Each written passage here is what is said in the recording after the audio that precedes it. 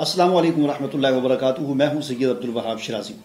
جادو نگری اور جنات کی دنیا ویڈیوز کا یہ سلسلہ ہمارا جاری ہے اور اس سلسلے کی ایک اور ویڈیو لے کر آپ کے سامنے حاضر ہوا ہوں. ناظرین، آج کی اس ویڈیو میں ہم بات کریں گے یا بدوحوں کے بارے میں. بہت سارے لوگوں نے سوال کیا، کمنٹس کیا، واٹس ایپ پہ سوال کیا اور بہت عرصے سے کر رہے تھے، اور میں سوچ رہا تھا کہ اس بارے میں ویڈیو بناؤں گا لیکن ٹائم نہیں ملا. ظاہر بات ہے، مطالعہ کرنا ہوتا ہے، کسی بھی چیز کے لیے تیاری کرنی ہوتی ہے، تحقیق کرنی ہوتی ہے، اس کے بعد ہی وہ ویڈیو بنتی ہے. تو فوری طور پر تو جواب میں نے کمنٹ میں دے دیا تھا کہ یہ لفظ نامعلوم ہے، غیر معلوم ہے، مبہم سا ہے، کوئی پتہ نہیں اس کا، لہٰذا اس قسم کے الفاظ کو استعمال نہیں کرنا چاہیے. آج تھوڑی سی اس کی میں وضاحت کے ساتھ تھوڑی سی جو ہے اس کی آپ کو بتانا چاہتا ہوں تفصیل کے ساتھ، تاکہ بات آپ پر واضح ہو جائے. سب سے پہلی بات تو یاد رکھیں کہ اس میں کسی کا کوئی اختلاف نہیں ہے. سب مسلمان اس بات پر متفق ہیں کہ یہ یا بدوح قرآن و سنت کے اندر موجود نہیں ہے. یعنی یہ اللہ کے ناموں میں سے کوئی ایسا نام نہیں ہے کہ جو قرآن و حدیث میں یا قرآن و سنت میں ہمارے دین اسلام نے ہمیں بیان کیا ہو یا بدوح کے نام سے. تو ایسی کوئی بات نہیں ہے، اس میں کسی کا کوئی اختلاف نہیں ہے، سارے مسلمان اس بات پر متفق ہیں. ٹھیک ہے. اب رہی بات کہ کس کا نام ہے، تو کسی نبی کا نام بھی نہیں ہے یا یہ بدوح، کسی ولی کا نام نہیں ہے، کسی صحابی کا نام نہیں ہے، ایسی بھی کوئی بات نہیں ہے. پھر جی سوال پیدا ہوتا ہے کہ آخر کچھ نہ کچھ تو اس کا معنی ہوگا. بدوح کا کیا معنی ہے عربی میں؟ اس حوالے سے جس وقت جب میں نے عربی ڈکشنری میں دیکھا اور عربی لغت کے اندر اس کو تلاش کیا تو بدوحن کا معنی ہے آوارگی کی چال چلنا. ٹھیک ہے. بدحت المرأ، عورت آوارگی کی چال چلی. ٹھیک ہے. اسی طرح اس کا ایک معنی ہے لاٹھی کے ساتھ کسی کو مارنا، ایک معنی ہے راز کھولنا وغیرہ. تو یہ جتنے بھی معنی ہیں آوارگی کی چال چلنا، یہ اللہ کے نام اس طرح کے نہیں ہوتے. ٹھیک ہے نا. اللہ کے نام کے ساتھ یہ میچ نہیں کرتے یہ معنی. یا لاٹھی کے ساتھ کسی کو مارنا. ٹھیک ہے نا. تو یہ اس قسم کے معنی ہیں. ٹھیک ہے. ایک اس کا معنی راز کھولنا بھی ہے. بہرحال یعنی یہ لفظ قرآن و حدیث کے اندر اللہ کے ناموں میں یا اس قسم کی یا مقدس الفاظ میں اس کا ذکر کہیں پر بھی موجود نہیں ہے. اس میں سب کا اتفاق ہے. پھر سوال پیدا ہوتا ہے جی آخر پھر یہ ہے کیا چیز ہے؟ چنانچہ اس حوالے سے ایک تو دیکھیں، میری جو رائے ہے، میرا جو یعنی کہ میں اس کو اپنی رائے کہوں گا. ٹھیک ہے. میری جو رائے ہے وہ یہ ہے کہ عام طور پر عاملین اور جادوگر وغیرہ کثرت کے ساتھ اس لفظ کا استعمال کرتے ہیں تعویذوں کے اندر اور وظیفوں کے اندر اور چلوں کے اندر. اس سے تو اندازہ یہ ہوتا ہے کہ یہ کسی بڑے جن یا اس کو پکارا جاتا ہے، کیونکہ جادوگر اور عاملین وغیرہ جو ہوتے ہیں عام طور پر اپنے عملیات میں زیادہ تر ایسا ہی ہوتا ہے کہ جو اس قسم کے جو عملیات ہیں جن میں نمبروں والے تعویذ اور غیر معروف الفاظ اور غیر معروف قسم کی لکھائیاں وغیرہ جو لکھی جاتی ہیں، یہ شیطانی نام ہوتے ہیں جن میں شیطانوں کو پکارا گیا ہوتا ہے، ان کو خوش کیا گیا ہوتا ہے، تبھی جا کر وہ پھر یہ کام کرتے ہیں. ان کے تھوڑے بہت جو کام ہوتے ہیں وہ کرتے ہیں. ٹھیک ہے نا. تو اس لیے یہ غیر معلوم سا لفظ ہے. یہاں پر ایک اور سوال یہ بھی پیدا ہوتا ہے جی اس حوالے سے تو بعض فتاوی موجود ہے، بعض مفتیوں نے فتویٰ دیا ہے کہ جی یہ جائز ہے. مثال کے طور پر ایک مفتی صاحب ہیں، بڑا مشہور ادارہ ہے، ان سے سوال کیا گیا یہ یا بدوح کے بارے میں کہ آیا یہ پڑھنا جائز ہے یا ناجائز ہے، کس چیز کا نام ہے، کیا ہے.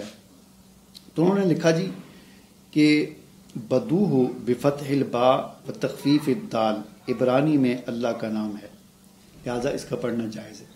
حوالہ دارالعلوم دیوبند، بحوالہ انور شاہ کشمیری، بحوالہ عزیز الفتاوی. مطلب آگے پھر اسی طرح یعنی ثبوت اور دلیل کسی کے پاس کوئی نہیں ہے.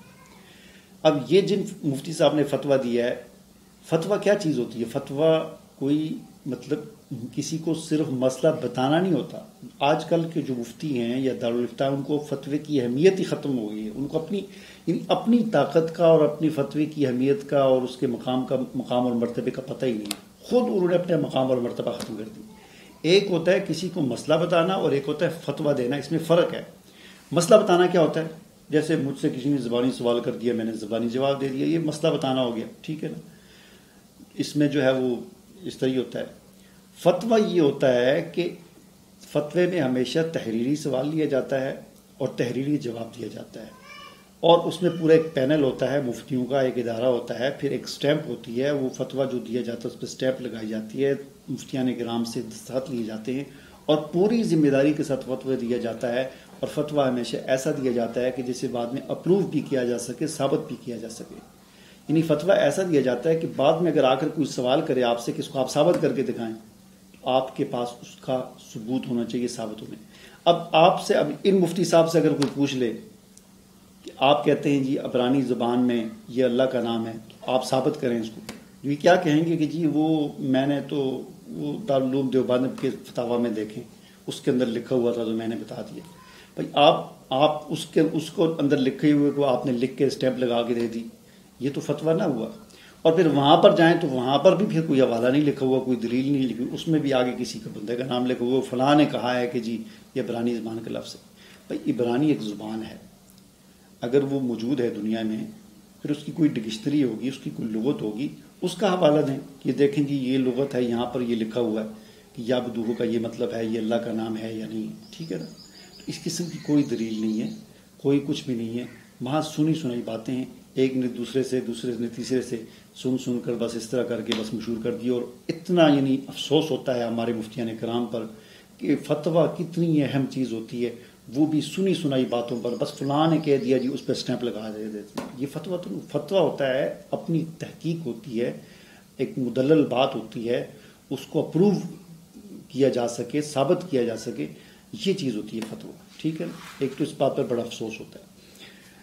دوسری بات یہ ہے کہ بالفرض ہم فرض کر لیتے ہیں یہ عبرانی میں اللہ کا نام ہے، تو کیا ہمارے عربی زبان میں، اسلام میں اللہ کے تھوڑے نام ہیں کہ ان سب کو چھوڑ کر اسی نام کے اندر کوئی خاص تاثیر رکھی ہوئی ہے؟ ہاں جی، پہلی بات تو یہ کہ ہم ثابت نہیں کر سکتے کہ یہ عبرانی میں اللہ کا نام ہے، ٹھیک ہے۔ اور اگر یہی بات ہے تو پھر ہندی میں رام رام اللہ کا نام ہے، تو پھر کیا یا رام ہو یا رام ہو یا رام ہو یہ تویزوں پہ لکھ کے دیں؟ کوئی لکھ کے دیتا ہے؟ یا کوئی کہتا ہے 11,000 مرتبہ پڑھیں یا رام ہو تو آپ کا یہ مسئلہ حل ہو جائے گا آپ کی، ٹھیک ہے۔ اسی طرح گاڈ، سب کا اتفاق ہے، ڈکشنریاں موجود ہیں، لغات موجود ہیں، کسی کو کوئی اختلاف نہیں کہ گاڈ جو ہے یہ انگلش میں اللہ کا نام ہے، خدا کو کہا جاتا ہے، انگریز کہتے ہیں گاڈ۔ تو کیا یا گاڈ ہو یا گاڈ ہو یا گاڈ ہو یہ کوئی تویز لکھ کے دیتا ہے کوئی؟ یا کوئی اس قسم کا کوئی وظیفہ بتاتا ہے کہ آپ 11,000 مرتبہ یا 10,000 مرتبہ یا اتنی مرتبہ آپ یا گاڈو پڑھ کے سو جائیں تو آپ کو ایسے ایسے خواب آئیں گے اور یہ ہوگا اور وہ ہوگا اور فلاں چیز نظر آ جائے گی آپ کو؟ ایسی تو کوئی بات نہیں، ٹھیک ہے نا۔ اس لیے ذرا ہوش کے ناخن لیں، عقل پہ کے ساتھ سوچا کریں، کچھ سمجھداری والا مظاہرہ کریں، ٹھیک ہے نا۔